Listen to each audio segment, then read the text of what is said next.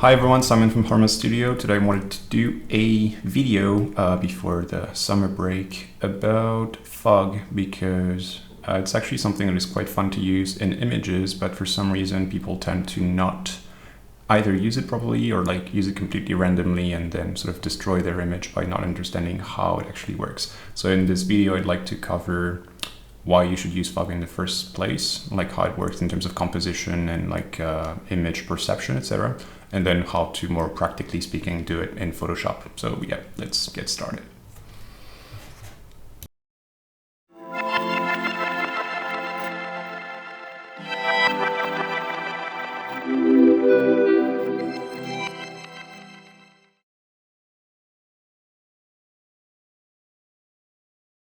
So a couple of things that is important to understand with fog is that there's like different types, if I may say. Here I won't go into depth on like how they are called because it's kind of unnecessary. The thing that you need to understand is basically what are the different types and how they look and why you would use one or another and how they can actually arise in your image. So I just put some different types of, fogs and mist and references so that we can talk a little about the concept. So here's like what we call sort of like uphill or upslope fog, which is usually very low. You can see here you have like houses and stuff, so it's actually very low. This is from the Arrival movie if you haven't seen it. The idea here is that it's very dense and super low and thick. So the idea is that it can very well be used to sort of isolate and hide some part of your image in order to reveal better other parts of your image. So here's quite interesting in this example. Another type of fog, which you can see here, is more like still again like the study of mountain fog, like again the idea of like how some elements can stick out, and the idea of like, since you have this sort of topography where the fog goes just in the sort of like lower part, which then helps in having elements stick out here and there. So you can see it's very thick, and depending on the distance of course it's going to be more or less thick or transparent. So this is actually quite nice when you're dealing with projects that are in the mountain, because that's also one of the things, like in terms of climate, etc. You want to have it like sort of site specific. So if you're dealing with a site or a context that sort of makes sense for it to have fog, it's nice to play with it and potentially organize your composition around it. Here it's more like what we would call like morning mist or morning fog. And you can see that the idea here is very nice because it's an extremely low fog. If you're like standing here, you actually can see almost over it very easily. And you have like the idea of being able to see quite far still. So this is quite nice in order to have like play with different types of color palette, because as you can see, it suddenly becomes a bit like brighter and less saturated. So it helps in making your element start being perceived as more saturated if you have like your subject or something like this. So this is actually quite interesting as well. Here is like a more common one that is quite nice and potentially helpful, is very dense or thick and high fog. So the idea is that it sort of abstracts all the shapes, and here you're still able to understand human figures, which is very interesting for us because you can still have a sense of scale even if you had your building slightly hidden. It sort of gives this sort of like mysterious look. The idea also in terms of fog and what it does in terms of perception is that it lowers contrast. So if your contrast is lowering, it means that you don't have this idea of like a greatest area of contrast that I often talk about, or at least it's like very like less visible. And in that sense, what happens is that it means that your overall image is going to be less dynamic. So it means instead of looking very specifically at elements, you're going to have this idea of scanning through the image and sort of like trying to understand what's happening one step at a time through something that is very foggy, which is very fun to have. It completely changes the way you explore the image. One thing also that is interesting to understand with fog that some people tend to let's say forget is that since you have a sort of a homogenization of the contrast, it means you can actually then choose your exposure more freely, because you won't have this idea of having underexposed or overexposed areas. So here it means that you can have actually, the fog you have can be actually quite dark instead of being all super bright and light, which means that you still, since everything is more homogeneous, it means that you still retain details in the dark areas, which is something that you wouldn't actually have with a bright sky, because the thing is that if you wanted to have a dark sky, everything would be extremely dark in the already darker areas. So that's something that actually happens only with, how's it called, fog. Another more simpler concept that we are all familiar with is the idea of aerial perspective. Aerial perspective is very interesting because what it does is that basically, like by default, it happens all the time. You can see that as the further you get from the camera, the more your contrast decreases from plane to plane, or like throughout the distance. And what it does is that something you have very simply visible here is that you can read the different layers of depth of your image. So what it does, basically, aerial perspective, is that it helps in reading the different planes of your image. So if you want to really help your viewer to understand how elements are, let's say, related to each other in terms of planes in plan, if they have the same type of contrast, it means they are in the same plane, basically. So if you have something like this is actually something that helps when you want to integrate elements in a photograph, for instance, is that if I were to integrate something here, I would need to pick the contrast that is here, because if I pick the contrast that is here, then suddenly my building will look as if it was much further away, even though it's like anchored at this point. So we'll get back to it when we talk about the Z depth element, but this is kind of the principle as well. Thick fog here is actually quite interesting. This is a photograph of Andres Gursky, and here you can see that you have a very thick fog in the Alps, I think, and it helps in isolating one of your subject here that is actually before the fog, but still the fog is like going lower here. So in the same way that you can use fog to hide stuff, you can use fog to sort of reveal elements by actually hiding the surrounding, because here you know that you have like the mountains that are still like continuing, and if you still had the mountain, this element would absolutely not be visible because the contrast in color and in size, etc., would not let you understand the shape of this element against the backdrop. But having the actual fog everywhere sort of helps you in reading the very thin lines and the sort of element here. I forgot the name, sorry. Or telepheric, whatever. So yeah, very interesting here when you play with very thick fog. Again, one thing though that you need to understand is that this wouldn't make sense to have this sort of thing in like an urban area, or it could potentially happen, but it would be in a very specific context. So you always have to be very careful that it actually makes sense, basically. Here's another type of fog that is quite nice, where it's much more softer. So it means that even though you can see it's kind of going quite high, you can still see quite far into the distance. So this is an interesting one, because what it does in terms of perception as well is that we know that fog forms around like the idea of humidity, etc. So there's always integrated in our brain the idea that fog will have this sort of like humid and watery idea, etc. So here it suddenly gives a very specific feel to this like landscape, country scenery. If we didn't have the fog but had like a very harsh sun, we would feel the area being much drier and much like dry.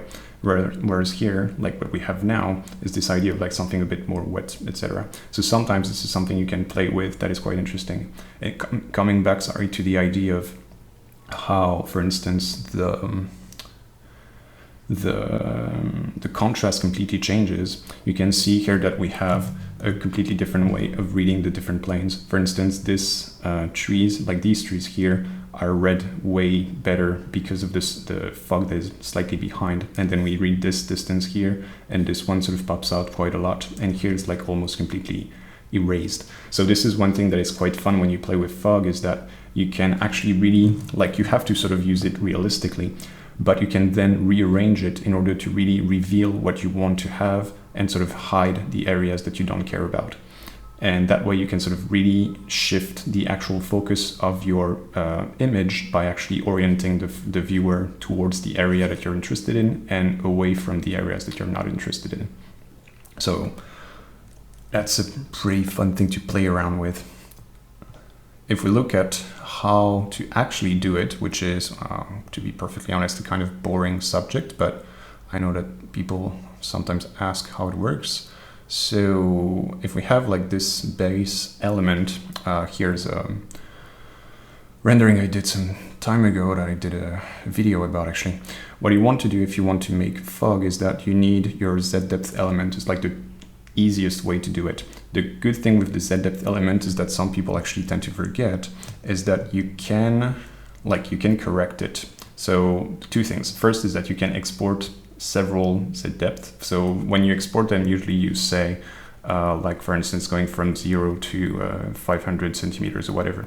What you want is that you can do others, but just rename them and choose like different distances. And that way you can have like maybe 1 kilometer or whatever. And that way you can have different types of Z depth. Some that you can use for like depth of field in the front, others that you can use more for like aerial perspective.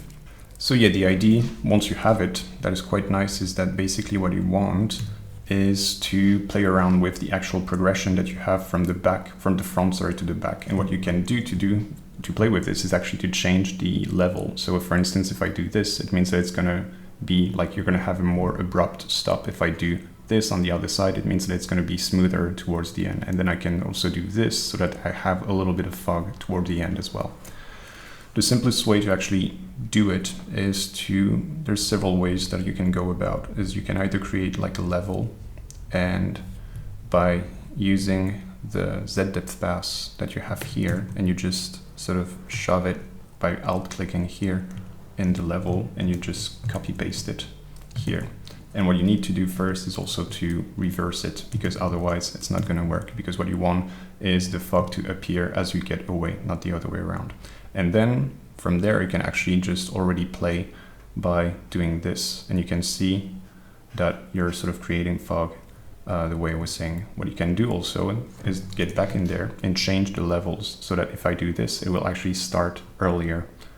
So here, for instance, if you see, it's actually starting earlier.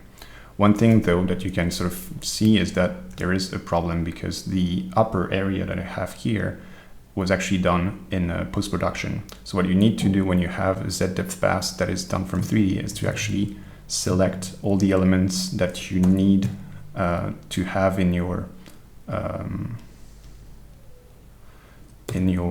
pass, so that then you can go basically here and say, basically since it's the same distance, you sort of pick something that is at the same distance and you just fill it in.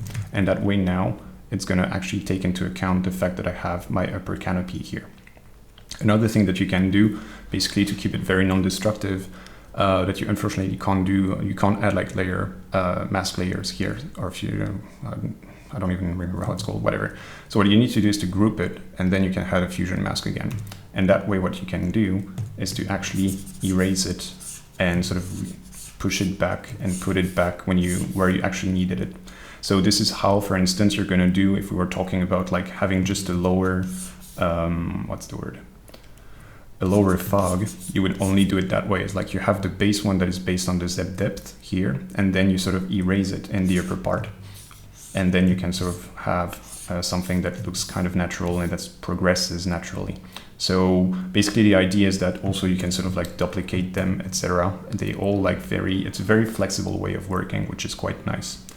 Another way of doing them, which is maybe slightly more accurate, I think, is to use the same concept of having Z depth pass, but what you want is to actually use a base layer of color, of solid colors. How you pick the color is actually fun, because what you need is to actually pick some of the colors that you have in the sky, and then you can sort of just have like your element like this, and then you just drag and drop the element here. And then what you can do is to set this to screen, so that it actually sort of like gives this idea that you can see that the difference here, it's very dull. Here you go, here it's actually giving this idea of having like the light going through it. And of course what you do again is from here to change how you want it to sort of evolve. So basically the idea is like the same type of adjustment you would have in an environment fog in V-Ray or whatever, is that you choose the sort of thickness that it has. And again, the idea is that you can change again here by adding another layer on top and say, I don't want it to be on top too much and just keep it in the lower part, etc. And that way, if we come back to the idea of what I was saying, is that if we push it back enough by having this element here, by having the building here standing out enough, it means that then the fog will be mostly behind, and that way what will happen is that my building will stand out more than it did before. Like for instance, if I just do this, you can see that the type of contrast that we have between the trees on the right and the actual building is very low. Whereas if I do this, you can see that this is extremely bright and here extremely dark. So it means that our eyes are going to focus on this area because there's a lot of contrast, and this is like our face is literally in this building. So it really helps in sort of refocusing your focus literally, so that then you can sort of really make your viewer focus on the elements that you want. Another thing that is interesting, coming back to the idea of the colors, is that you can sort of completely change. Like for instance, if I wanted it to look more like this here is going to look a bit weird, but you can play around with the actual base color that you have and see what type of result you have. Like most of the time it's going to be bad if you don't have like natural colors, but sometimes you can have it like more bluish, sometimes you can have it like a little bit yellow, depending on the type of lighting that you have. So that would be the overall idea, I think. So as you can see, like in terms of what's sort of like workflow, there might be other ways of doing it, but honestly, this is one of the two simplest ways that can give you very, realistic results without spending hours tweaking brushes, etc. One thing also that I want to mention before wrapping this up is that I often see people using, basically what you don't want to do is to use clouds or smoke brushes, because one thing that you should see from the different types of references that I showed earlier is that the fog is always very smooth. Like you can see maybe on this one as well. Like it's not the idea, if I go here, really is not to have like this idea of very legible shape. It usually is very like elongated and very smooth, and the transitions are rarely very harsh.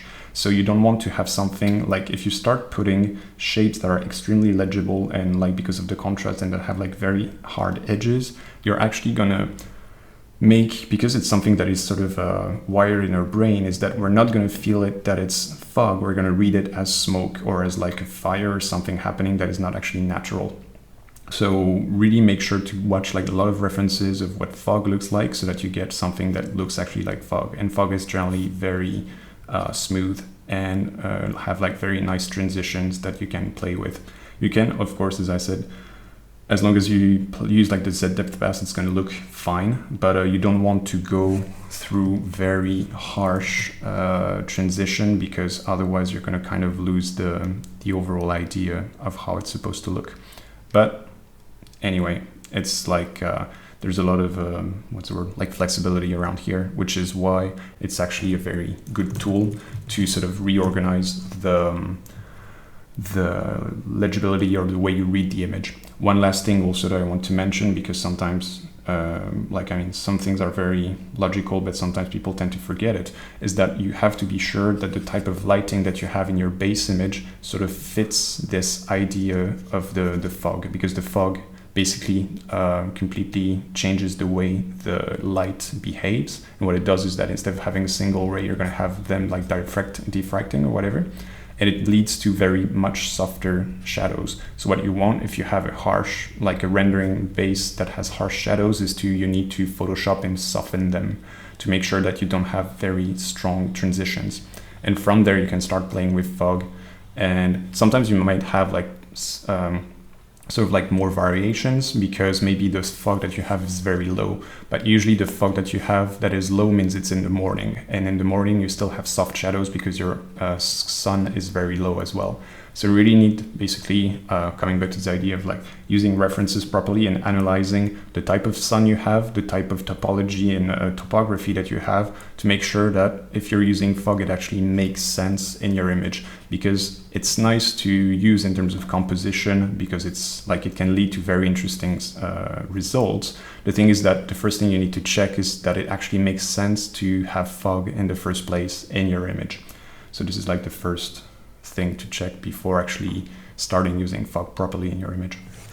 So yeah, that'll be it for this little topic. Hopefully you've learned some very basic stuff, but I think are important to keep in mind when you're working with this. So as I said, double check that it actually makes sense to have it in your image, double check that you're using it properly in your image to actually lead the eye properly, and sort of double check that it makes sense that you're using it in the first place. Because sometimes like this idea of understanding that fog completely reshuffles the way you read an image, and like normally it's very hard to have like very dynamic image if you're using fog, because the idea is that it's sort of like has a more calmer effect because the contrast is lower, the perception of the elements are like less clear, etc. So there's this idea of scanning the image a little bit more rather than focusing on a specific element very quickly, which is what you would get with usually harsher lights and more dynamic compositions.